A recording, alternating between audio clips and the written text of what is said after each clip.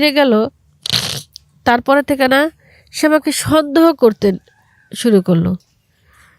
কেন যে সন্দেহ করতে শুরু করলো আমি সেটা কখনোই বুঝতে পারি না। সে আমাকে রেখে 2 বছর ধরে বাহিরে রইছে। আমি একটা মেয়ে মানুষ, একটা মেয়ের বিয়ের আগে তার বাবা মার কাছে থাকে, সেটা হচ্ছে অন্যরকম একটাই কি আমার বাড়িতে সিসি ক্যামেরা লাগাই দিছে পুরা ওয়াল বাড়িটার মধ্যে, আমার রুমে, ওর বাবা মার রুমে, ভাইয়ের রুমে, বারান্দায়, বাড়ি ঘর, উঠানে, রাস্তায়। মানে আমি এতটা জানতাম না, আমি জানতাম শুধু আমার ঘরে মানে সিসি ক্যামেরা লাগাইছে।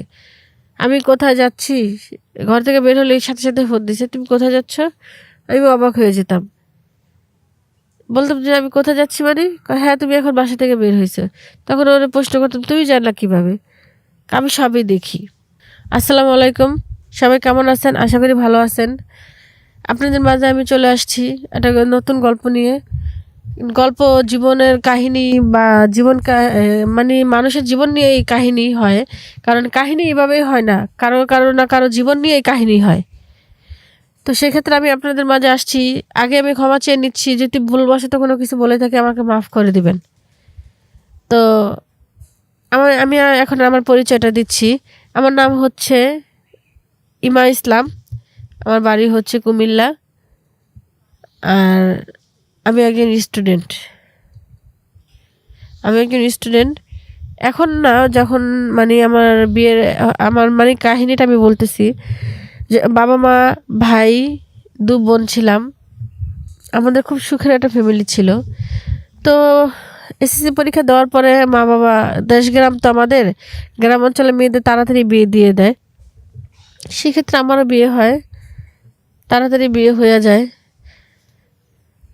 কি বলবো, তাড়াতাড়ি বিয়ে দেওয়ার পরে খুব ভালোই, আমার হাজব্যান্ডও অনেকটা ভালো, আমাকে অনেক আদর করতো, অনেক ভালোবাসতো। শ্বশুর শাশুড়ি ভাসুর যা সবাই খুব ভালো ছিল।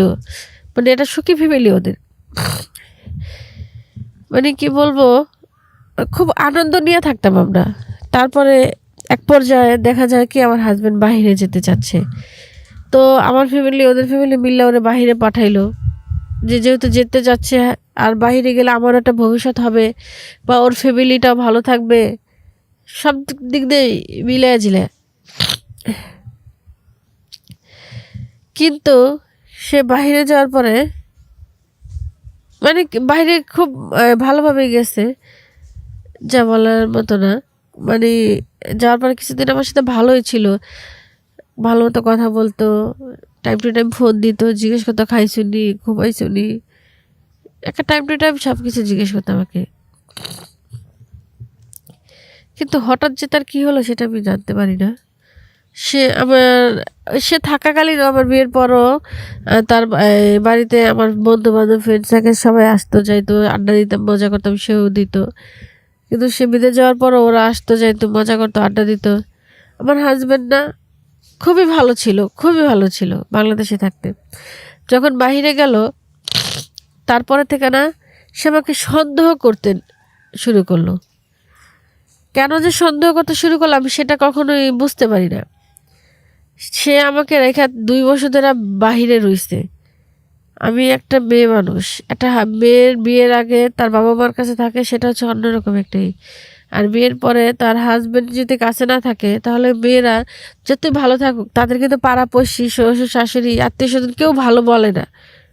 সবাই মানে তাকে মানে অবহেলা করে, অসহায় লাগে নিজেকে মাঝে মধ্যে। এত খারাপ লাগে, মনে হয় কি পৃথিবীর মধ্যে আমার মতো এতিম মানে আর কেউ নেই, এরকম মনে হয়। যাক, সেক্ষেত্রে আমি বাহিরে যেতাম, বন্ধু বান্ধবের সাথে আড্ডা দিতাম, বন্ধু বান্ধব ঘরে আসতো, আড্ডা দিত মাঝে মধ্যে। তো আমার হাজব্যান্ড আমাকে একদিন বলে তুমি বাহিরে যাবা না, ঘর থেকে বের হবা না, কারোর সাথে মিশবা না। তখন আমি বলি কেন, হঠাৎ করে তুমি আমাকে এই কথা বলতেছো কেন? আমি না করছি না, তুমি বাহিরে যাবা না, কারোর সাথে মিশবা না, কথা বলবা না, ঘরের ভিতরে থাকবা, বাবা মা, ভাই আছে, ভাবি আছে, তাদের সাথে সময় কাটাবা, তাদের সেবা করবা। তখন আমি বলি দেখো, আমারও তো একটা লাইফ, আমার একটা জীবন, আর তুমি দেখছো, তুমি জানো যে আমি আমার বন্ধু-বান্ধব সবার সাথে মিশি, কথা বলি। সবার সাথে আমি আড্ডা দেই। আমি আড্ডা ভালোবাসি। সবার সাথে দুষ্টুমি ফাজলামি করতে ভালোবাসি। তা তাহলে কেন তুমি আমাকে ঘরে আটকায় রাখবে? পরে বলল যে, "না, আমার ইচ্ছা হয়েছে তোমার আমি ঘরে আটকায় রাখবো, বন্দি করে রাখবো।" পরে যখন আমি তার কথা শুনি না, তখন যখন আমি জোর-জবরদস্তিভাবে যেতে চাই, তখন ও করছে কি, আমার বাড়িতে সিসি ক্যামেরা লাগাই দিছে। পুরা ওয়াল বাড়িটার মধ্যে, আমার রুমে, ওর বাবা-মার রুমে, ভাইয়ের রুমে, বারান্দায়, বাড়ি ঘর, উঠানে, রাস্তায়। মানে আমি এতটা জানতাম না। আমি জানতাম শুধু আমার ঘরে মানে সিসি ক্যামেরা লাগাইছে। আমি কোথায় যাচ্ছি, ঘর থেকে বের হলে সাথে সাথে ফোন দিছে, "তুমি কোথায় যাচ্ছ?" আমি অবাক হয়ে যেতাম। বলতাম যে, "আমি কোথায় যাচ্ছি মানে?" কয়, "হ্যাঁ, তুমি এখন বাসা থেকে বের হয়েছো।" তখন ওরা প্রশ্ন করতাম, "তুমি জানলা কিভাবে?" আমি সবই দেখি। ১ দিন, ২ দিন, ৩ দিন পরে আমি বুঝতে পারলাম না, ও হয়তো কোনো কিছু করতেছে, কোনো কিছু করতেছে। সেই ক্ষেত্রে আমি যখনকার বুঝতে পারি তখনকার বললাম, "দেখো, তুমি বিদেশ থাইকা আমাকে কেন এত সন্দেহ করো? তোমাকে ছাড়া থাকতে আমার খুব কষ্ট হয়। তুমি বোঝো না এটা? একটা মেয়ে স্বামী ছাড়া কিভাবে থাকে?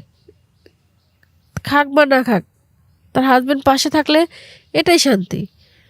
পরে বলে যে, "আমি তো টাকা কামাইতে আসছি। আমি তো এখানে বইসা থাকতে আসি নাই বা মজা করতেও আসি নাই।" যে কেভাবে আমার সাথে ঝগড়া কাজা করতো, ই করতো।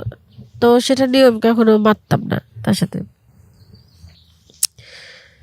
পরে সে এরকম সন্দেহ করে আমার ভালো লাগে না।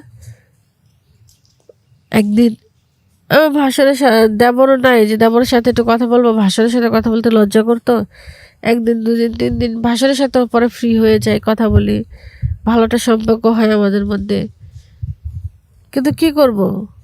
ও তো সেটা মানতে পারে না। ও আমার সাথে কারো সাথে কথা বলতে দেয় না। আমার একঘরে বানায় রাখছে, আমার ভালো লাগে না। কতক্ষণ ঘরের মধ্যে একা, একা থাকতেও ইচ্ছা হয়। বাবা-মার সাথে আমি কি কথা বলবো? ওনারা মুরুব্বি মানুষ। যতটুকু পারি অতটুকু কথা তাদের সাথে তো বলি। তারপর তো আমি তাদের সাথে আর বলতে পারি না। কষ্ট লাগে, অনেক কষ্ট হয়। কিন্তু অ্যাকচুয়ালি তাদেরকে আমি খুবই ভালোবাসতাম। ওর ফ্যামিলিটাকেও, ওকেও খুব ভালোবাসতাম। পরে আমার ভাসুরের সাথে আমার একটা রিলেশন হয়। মানে ফ্রি হইতে এমন একটা রিলেশনে যাই, যা বুঝতে পারতেছেন আপনাদের, আর আমি কিছু বলতেও পারতেছি না। সেক্ষেত্রে এটা নিয়ে মানে অনেক গানা বাজনা হয়, অনেক কিছু হয়। কারণ এটা তো আর লুকায় রাখার জিনিস না। আমারও সংসার নষ্ট হচ্ছে, আমার ভাসুরের সংসারটাও নষ্ট হয়ে যাচ্ছে, শুধুমাত্র একটা মানুষের অভাবে। সেই মানুষটা যদি আমাদের কাছে থাকতো তাহলে এটা কখনোই হতো না।